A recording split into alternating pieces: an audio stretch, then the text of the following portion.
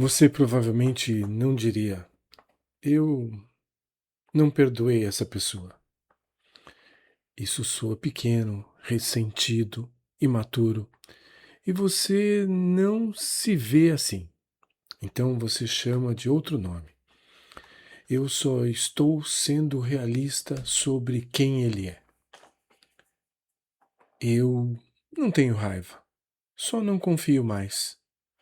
Não é mágoa, é discernimento. Eu já superei isso, só prefiro manter distância. Homem. E se essas frases forem só disfarce elegante que a mágoa não perdoada usa para continuar morando dentro de você sem ser confrontada? Hoje, começa uma série cirúrgica e o primeiro corte é desmascarar os nomes que você deu para o que nunca foi resolvido. Bom dia, você está no Conexão da Manhã, eu sou o Carlos Eduardo. Hoje, segunda-feira, 10 de agosto, começa a série O Homem que Perdoa. 7 dias cirúrgicos e profundos sobre o território que mais aprisiona o homem cristão em silêncio. Já falamos sobre perdão antes, na série O Homem Curado, mas hoje vamos mais fundo em ângulos que um único episódio não teria espaço de cobrir. O episódio 1, a mágoa que você chama de outro nome. E eu preciso ser direto com você desde a abertura. A mágoa raramente se apresenta com o próprio nome. Ela é sofisticada, ela se veste de sabedoria, de proteção própria, de maturidade emocional, de deixei isso no passado. E quando ela estiver disfarçada, ela não pode ser tratada, porque você não trata o que não nomeia. A fundamentação de hoje está em Hebreus 12, no versículo 15. Tende cuidado de que ninguém fique privado da graça de Deus, de que nenhuma raiz de amargura brotando vos perturbe, e por elas muitos sejam contaminados. A palavra raiz é central. Risa, em grego, algo que cresce embaixo da superfície, invisível, antes de aparecer como fruto amargo visível. A raiz da amargura não anuncia sua presença. Ela se disfarça nos solos por anos e só é percebida quando já produziu fruto que contamina tudo ao redor. Em Jeremias 17:9, nos dá o diagnóstico mais honesto de toda a Escritura sobre o próprio coração. Enganoso é o coração, mais do que todas as coisas, e perverso, quem o conhecerá? O coração humano, o seu, o meu, tem capacidade extraordinária de auto-engano sofisticado. Não é que você esteja mentindo conscientemente quando diz não é mágoa, é discernimento.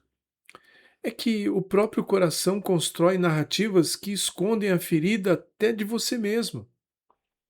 Homem, existem 3 disfarces específicos que a mágoa usa com mais frequência na vida do homem cristão. Reconhecer é o primeiro corte cirúrgico. Primeiro disfarce: eu só estou sendo realista. É a mágoa vestida de sabedoria. O homem que foi traído por um sócio e agora diz: eu simplesmente não confio mais em ninguém nos negócios. Isso é maturidade. Pode haver alguma prudência real aí, mas quando o discurso vem carregado de generalização, ninguém, sempre, nunca mais, geralmente não é discernimento.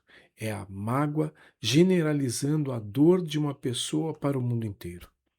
Segundo disfarce: eu não tenho raiva, só não procuro mais. É a mágoa vestida de indiferença.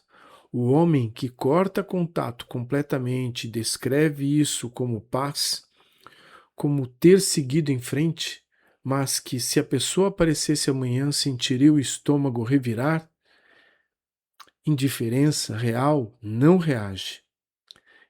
Se ainda reage por dentro, ainda há corda amarrada. Mesmo que a distância física exista há anos.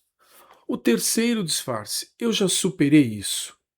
É a mágoa vestida de resolução prematura.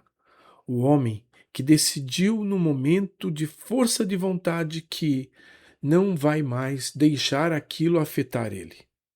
E trata isso como se fosse o mesmo que um processo bíblico de perdão. Mas força de vontade não é a mesma coisa que perdão processado. Superar pela supressão é apenas empurrar a raiz mais fundo, não arrancá-la.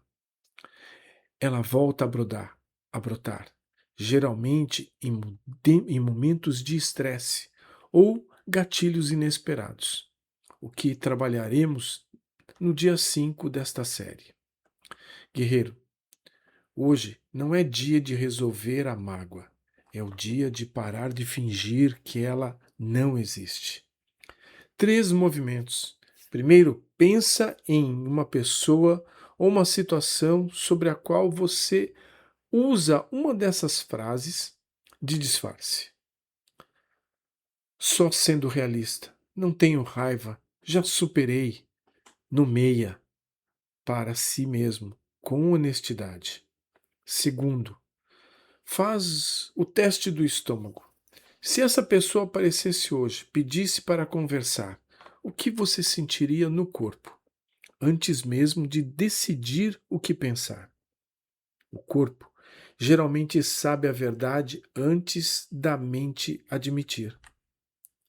Terceiro, troca o nome disfarçado pelo nome real. Só na sua oração de hoje. Não precisa resolver nada ainda. Só troca discernimento por mágoa que ainda não processei. Diante de Deus, em particular, nomear com precisão é o primeiro corte cirúrgico de toda a série. Feche os olhos. Pensa na pessoa ou na situação que você identificou. E só para Deus, chama pelo nome verdadeiro. Pai eterno, Deus que conhece o coração enganoso mais do que nós mesmos o conhecemos. Eu venho em nome desse homem, esse homem que talvez tenha se tornado especialista em disfarçar mágoas de sabedoria, de indiferença, de superação. Senhor, dá a ele a coragem de nomear com honestidade o que ainda dói, não para reabrir a ferida sem propósito, mas para começar o processo real de cura, que só começa quando a raiz é vista à luz. Em nome do Senhor Jesus. Amém. Amém. 5 estrelas. Escreve nos comentários apenas eu nomeei. Se hoje você trocou o disfarce pelo verdadeiro, sem precisar dizer qual. Siga firme. Nomeie a mágoa. Domine seu território. Deus te abençoe.